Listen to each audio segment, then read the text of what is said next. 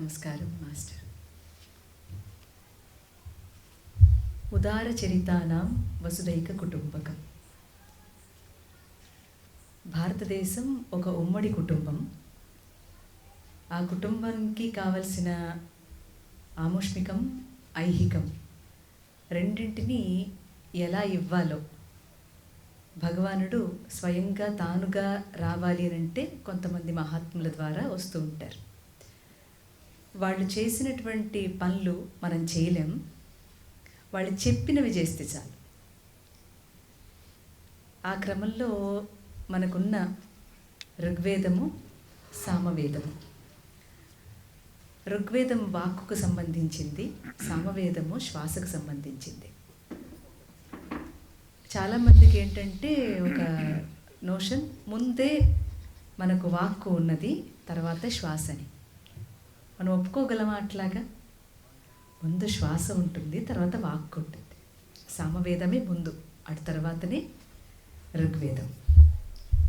ఆ క్రమంలో సంకీర్తన ఈ యుగంలో చాలా ప్రాధాన్యమైనటువంటి చోటుని సంతరించుకుంటుంది. It's a rhythm of life. దానిని మనకు తాతగారు లాంటి వాళ్ళు చాలాసార్లు ఒక ప్రస్తావనని చెప్తూ ఉండేవాళ్ళు. ఆయన సంకీర్తన పాడుతున్నా ఆనందపడేవాళ్ళు. పొద్దున్నే అనుకుంటా గణేష్ గారు అంటున్నారు, క్షీరసాగర విహార అపరిమిత ఘోర పాతక విదార. ఇది పాడితే తాతగారు నిద్రపోయారట. అది ఒక్కసారి కాదు, ఎన్నిసార్లైనా సరే పాడుతూ ఉంటే అప్పుడెప్పటికో నిద్రపోవటం అనమాట. ఆయన నిద్రపోవడం అంటే ఏం లేదనుకోండి, యోగంలో నిద్రపోవడం ఏం లేదు. ఇలా అంటే ఆ శ్వాసను ఎంత చక్కగా మాట ద్వారా అందరికీ ఇవ్వగలమో, అది ఒక రిథంలో ఇవ్వగలమో దానినే మనం సంగీతము అని అంటున్నాం.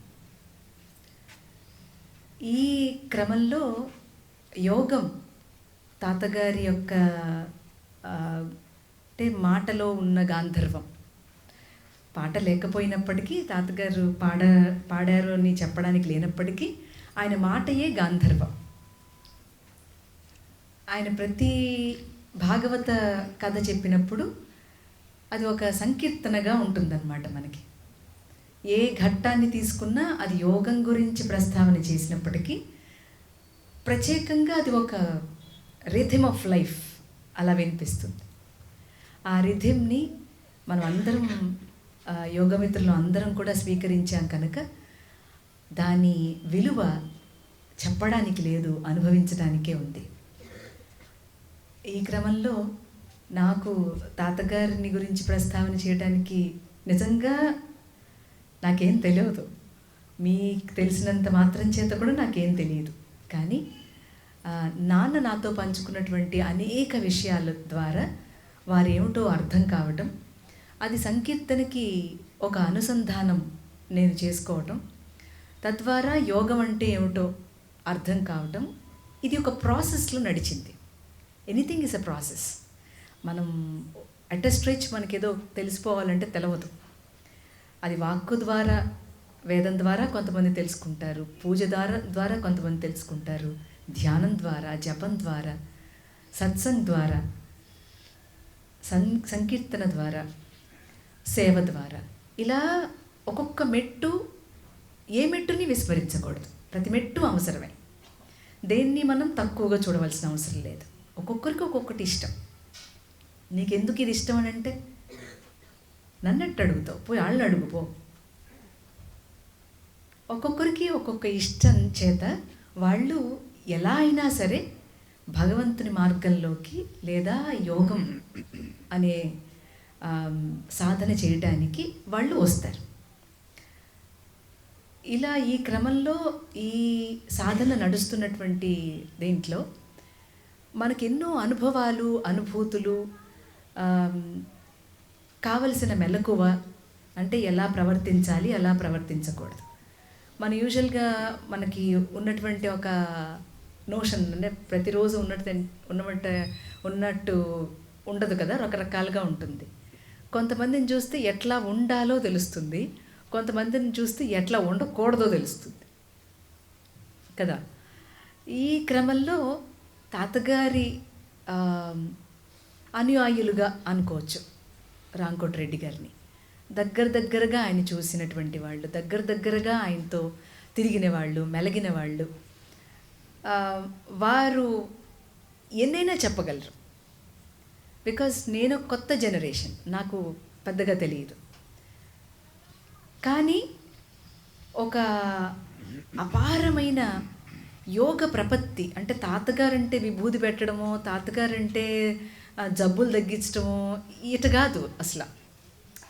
He's an extempore man with an ideological living. మనమందరం కూడా గుళ్ళో రాముడిని పూజ చేస్తాం కదా, ఆ రాముడు ఎట్టుంటాడో ఎవరికి తెలియదు. తాతగారిని చూస్తే రాముడు అంటే తెలుస్తుంది, మాస్టర్ ఈకే గారిని చూస్తే కృష్ణుడు అంటే తెలుస్తుంది. Is it not? అంటే వాళ్ళు చెప్పినటువంటి ప్రవర్తన, వాళ్ళు నెరపినటువంటి ఒక జీవిత విధానం మనకు వెంటనే ఓ కృష్ణుడు అంటే ఇట్లా ఉంటాడనమాట, రాముడు అంటే ఇట్లా ఉంటాడనమాట అని మనకు లోపల నుంచి తెలుస్తూ ఉంటుంది. ఒకవేళ వాళ్ళే లేరనుకోండి, ఏంటి మన పరిస్థితి? ఇట్లా ఉండం, చాలా విచ్చలవిడిగా ఉంటాం, సమస్య లేదు. అట్లాంటి వాళ్ళు ఎందుకు వస్తారు అని అంటే మనల్ని ఉద్ధరించడానికి, మనకి కనిపిస్తే వాళ్ళు చేసినటువంటి విషయాలన్నీ గుర్తొచ్చి మనకు చిచిచి ఇట్లా ఉండకూడదు కదా జీవితంలో, ఇలాంటి మార్పులు కదా మనం చేసుకోవాలి అని తెలుస్తుంది.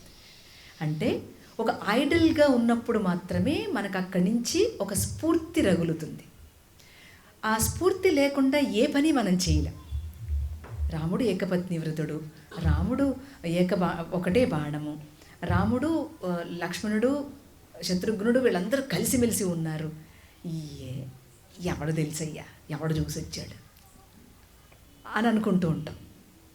కానీ ఒక్కొక్క కుటుంబం చూస్తుంటే చూడండి మనకేమనిపిస్తుందో, అరే రే ఇతను రాముడిలాగా ఉన్నాడు, ఈమె సీతలాగా ఉంది, ఈమె లక్ష్మణుడిలాగా ఉన్నాడు అని మనకు వెంటనే అనిపిస్తుంది. అంటే వాళ్ళలో ఏ పొరపచ్చాలు లేకుండా, కొట్టుకోకుండా, తిట్టుకోకుండా ఉంటారు కొన్ని ఫ్యామిలీస్. అంటే నాకు తెలుసు అలాంటి ఫ్యామిలీస్. ఆ పల్లెల్లో అట్లా చాలా కలిసిమెలిసి కుటుంబాలన్నీ ఉండడం నేను చాలామందిని చూశాను. ఈ ఊరు కూడా రావడానికి కారణం పల్లె అని తెలిసి రావటమే నేను. నిజానికి నాకు పల్లెలంటే పరమ ఇష్టం, ఎంత ఇష్టమో చెప్పలేను. అంటే ఆ పల్లెలు కూడా ఇప్పుడు తరవనాశనం చేశారనుకోండి, అది పక్కన పెడదాం. అయినా కూడా అదే ప్రేమ ఉంచుకుందాం మన మనసులో. బ్యాడ్ ఫ్రెండ్స్ మనకొద్దు, గుడ్ ఫ్రెండ్సే ఉంచుకుందాం. ఆ గ్రామాల్లో వాళ్ళు వ్యవసాయము, సాయంత్రం అయితే చక్కటి రామభజన, అందరూ కలిసి కూర్చుని భోజనం చేయటం, ఏదైనా మంచి విషయం ఉంటే చెప్పడం. ఇది ఇప్పటి కాలంలో ఇప్పుడు మనం చేస్తున్నటువంటి కొత్త ప్రక్రియ ఏం కాదు. తాతగారు కంటే ముందు ఉన్నటువంటి జనరేషన్స్ చేశారు, ఆ పైన ముందు ఉన్నటువంటి వాళ్ళ జనరేషన్స్ కూడా చేశారు. అంటే క్రొత్తదిగా ఎందుకు ఉన్నది అనంటే ఇది ఏ సనాతనమైన ధర్మం కనుక. మనందరికీ బోల్డ్ అంత భక్తి ఉండండి, అబ్బో అసలు భక్తి గుళ్ళు ఫుల్, చాలా భక్తి ఉంది. మన దగ్గర లేనిది ఏంటంటే ధర్మం. ఆ ధర్మం కావాలి అని అంటే తాతగారు, మాస్టర్ ఈకే గారు లాంటి వాళ్ళు మనకి ఒక లైవ్ ఎగ్జాంపుల్గా ఐడియలిస్టిక్ లివింగ్ ఎలా ఉంటుంది అనేది వాళ్ళని చూస్తే తెలుస్తూ ఉంటుంది. అంటే పొరపాట్లు చేయకుండా మానవుడు ఉండడు. పొరపాట్లు చేసినప్పటికీ వాళ్ళు జీవితంలో ఉన్నటువంటి లెసన్స్ని కనుక మనం తీసుకున్నట్టయితే చాలా మార్పు మన లైఫ్ పర్సెప్షన్లో వస్తుంది. అంటే life is for what? Life is to attain సంథింగ్గా, అడ్మిట్ సంథింగ్గా. అసలు దేనికి లైఫ్? ఎందుకు చేస్తున్నాం ఈ పని? నేను ఎందుకు సంకీర్తన పాడుతున్నా? మీరందరూ కళ్ళు మూసుకుని రోజు ఎందుకు మెడిటేట్ చేస్తున్నారు? There should be some purpose for that. ఆ పర్పస్లో నువ్వు ఎంత గెయిన్ చేస్తావో, నువ్వు ఎంత లాభపడతావో, అలాగే 10 మందికి కూడా లాభం ఉండేట్టుగా ఆ పని ఉంటుంది. కనుకనే దానిని మనం యోగం అని అంటున్నాం. నేను యోగం చేసి నేను బాగుపడితే మరి మీరందరూ మీకేం కావాలి? మీకు కూడా కావాల్సినవి చాలా ఉన్నాయి. అవి ఎట్లా పాసిబుల్, ఎలాగ వీలవుతుంది, ఎలా చేయాలి మనం అని అంటే మహాత్ముల పాదాలను పట్టుకోవాలి. మహాత్ముల పాదాలు పట్టుకుంటే తప్ప మనకు అసలు ఐడియల్ లివింగ్ అంటే తెలపదు. ఆ క్రమంలో తాతగారు మనకిచ్చిన ఎన్నో భాగవత ప్రభ కావ్యంలో కానీ, వారి లైఫ్లో ఉన్నటువంటి జరిగిన సంఘటనలు కానీ మనలో ఎంతో గొప్పదైనటువంటి ప్రేమను మేల్కొల్పజేస్తుంది. మనందరికీ లోపల చాలా ప్రేమ ఉంటుందండి. అవి ఎన్నో కండిషన్స్తో కప్పబడి ఉంటుంది. అవునా? చక్కటి దీపం ఉంది, అది ఒక గ్లాస్లో పెడితే పొగజూరిపోతుంది. పొగజూరిపోవడం అంటే లోపల కాంతి ఉంది. ఎంతోమంది మీద ఎన్నో రకాలుగా రకరకాల ఇంప్రెషన్స్ని మనం ఏర్పాటు చేసుకుంటాం.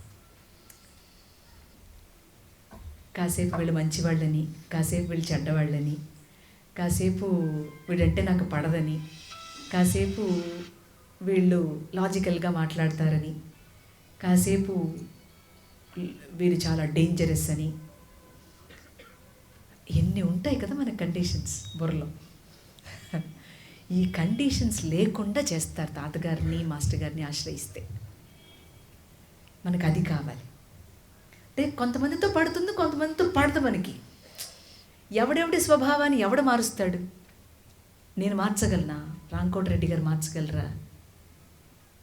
వంశీ గారు మార్చగలరా? యోగానంద గారు ఎవరిని మార్చలేరు. మనమే అలాంటి మహాత్ముల చరణాలను పట్టుకున్నప్పుడు తప్పకుండా ఆ లోపల ఉన్నటువంటి వెలుగుని, నువ్వు ప్రవర్తిస్తున్న తీరు తప్పు అని మెల్లగా మనల్ని ఒక వెలుగు వైపుకి నడిపిస్తూ ఉంటారు. అంటే మనం చేసే ఏ పని అయినా అది యజ్ఞార్థ కర్మగా అయిపోతుంటుంది. నా కోసం కాదయ్యా, ఈ బెంచ్ వేసా, ఈ టేబుల్ వేసా, ఈ పూలు చక్కగా అలంకరణ చేశా, మాస్టర్ గారి ఫోటోలు పెట్టా, ఇవన్నీ అరేంజ్మెంట్స్ నన్ను ఉద్ధరించుకోవడానికే తప్ప నేనెవరినో ఉద్ధరించుకోవడానికి కాదు అని తెలియవస్తూ ఉంటుంది. అంటే జీవితం యజ్ఞార్థ కర్మగా చేసుకోలేకపోతే ఇట్స్ ఆల్ రైట్, ఏం పర్వాలా, ఇబ్బంది ఏం లేదు. అయ్యి బాబోయ్, నేను అసలు ఎన్నో పాపాలు చేసేసాను, ఎన్నో ఇబ్బందులు పడుతున్నాను, ఎన్నో కష్టాలు పెట్టాను చాలామందిని అనుకోకర్లా. ఇక మీదట మానేత్త, ఇక మీదట వద్దు. ఇప్పటివరకు చేసేసాం, తెలుసో తెలియకో, తెలిసి కాసేపు, తెలియక కాసేపు. ఒక రకమైన మనిషి చాలా ఫేజెస్ ఉంటాయన్నమాట. లోపల ఒకటి ఉంటాడు, బయటకు ఒకటి ఉంటాడు. అవన్నీ ఎట్ట పోవాలి? ఎట్లా మనకి ఆ స్వచ్ఛత రావాలి అని అంటే తప్పుని చెయ్యటం అనే దాన్ని ఆపినప్పుడు స్వచ్ఛత బయటకు వస్తుంది. తప్పు చేయటం మెల్లమెల్లగా కంట్రోల్ చేసుకుని ఆపాలి. కూర్చుని శ్వాస మీద ధ్యాస పెట్టండి, అలా కూర్చుంటే మీకు ఏమి రాదండి. It is my personal experience. ఏమీ రాదు అట్లా. మీరు మీ డైలీ లైఫ్లో చేస్తున్న పనిలో ఎక్కడా కూడా ఒక మర్మం ఉండకూడదు, ఒక తప్పుడు ఆలోచన ఉండకూడదు. చాలా శుద్ధంగా, స్వచ్ఛంగా, వాలంటరీగా ఆ పనిని చేస్తే, అంటే ఇది చేస్తే నాకేంటి కదా, ఇప్పుడు రోజుల్లో అదే కదా మంత్రం. మా నాన్న చెప్పేవాళ్ళు, కలియుగంలో మంత్రం అంట రాముడా కృష్ణ అది కాదట, నాకేంటి అంటే కృష్ణ రామ అంటే కూడా, కృష్ణ రామ అంటే కూడా నాకేంటి అంటే, ఇది కలియుగంలో నడుస్తున్న మంత్రం. సో ఇది కాకుండా మనం కొంచెం అంటే తాతగారిని ఆశ్రయించినప్పుడు తెలియవలసింది అది అనమాట. I want to point that తనకంటూ ప్రత్యేకంగా ఇది కావాలి, నేను ఇది చెయ్యాలి అనేది ఏం లేదు ఆయనకి. ఆయన ముందుకి ఏ పని వస్తే ఆ పని చేయటమే.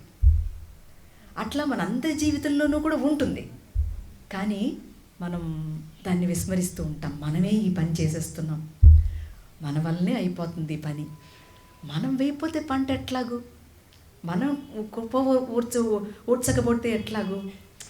ఇవి చాలా మనలో ఉంటాయి, ఉండాలి, తప్పు కాదు. కానీ ఒక స్థాయి తర్వాత ఇంకది మన ద్వారా జరుగుతోంది అని చాలా ప్రస్ఫుటంగా తెలుస్తూ ఉంటుందండి. ఎందుకనంటే మనం చేస్తున్న భౌతికమైన పనులన్నీ కూడా ఇట్స్ రిఫ్లెక్షన్ ఆఫ్ భగవంతుడి పని. ఉదాహరణకి మనం చేస్తున్న వ్యవసాయమే తీసుకుందాం. వ్యవసాయం అనగా మనకు పంటనిచ్చి ఔషధాలు ఇచ్చినటువంటి పంటను తినగా మనకు అవి జీర్ణమయ్యి దాని ద్వారా వచ్చిన మళ్ళీ ఎనర్జీతో, శక్తితో మనం పని చేయటం, లేకపోతే ఈ శరీరం నిలవదు కదా. కానీ భగవానుడు ఆ వ్యవసాయంలో కూడా అద్భుతమైన యోగాన్ని చేయిస్తూ ఉంటాడు. మనం ఎంత తేలికగా చూస్తున్నటువంటి ఈ వ్యవసాయము ఎంత గొప్ప యోగాన్ని ఇస్తుందో కృష్ణుడే చెప్తాడు. వ్యవసాయాత్మిక బుద్ధి ఏకేహ కురునందన, నీ బుద్ధిని వ్యవసాయంలాగా చెయ్యి అంటాడు. ఏమి పోలిక? ఇంకేం దొరకలేదా పోలిక చేయడానికి? వ్యవసాయమే దొరుకుతుందా? ఎందుకు దొరికింది అని అంటే, వ్యవసాయ క్షేత్రం ఉందే భూమి, అది మన హృదయం. ఆ హృదయంలో భక్తి అనే విత్తనం వేస్తాం. అంటే పరమ ప్రేమ. భక్తి అంటే మళ్ళీ మీరు అనుకున్న భక్తి కాదు, అట్ట కాదు. మీరు అనుకున్న భక్తి ఏంటంటే ప్రేమ ఏంటంటే మమకారం, దాంట్లో కారం ఉంటుంది ఎక్కువ, కష్టం, అది కాదు. అసలైన పరమ ప్రేమ. ఆ విత్తనం వెయ్యగా చక్కటి వృక్షం వస్తుంది కదా. దాంట్లో నుంచి రకరకాల పళ్ళు కాస్తాయి. అంటే మనం పొందుతున్న భగవంతునికి సంబంధించిన అనుభూతులు, ఆనందాలు, ఆయన యందు మనకు పుడుతున్న రతి. రతి అంటే తప్పుడు మాట కాదు, ఆనందము, ఆ అలౌకికమైనటువంటి తన్మయత్వం అంటాం చూసారు, దాన్ని రతి అంటారు. కాలక్రమంలో మాటలకు అర్థాలు మారిపోయి చాలా కష్టంగా అనిపిస్తుంది. రతి అంటే అమో అని ఏం లేదు, మంచి మాటనే రతి అంటే.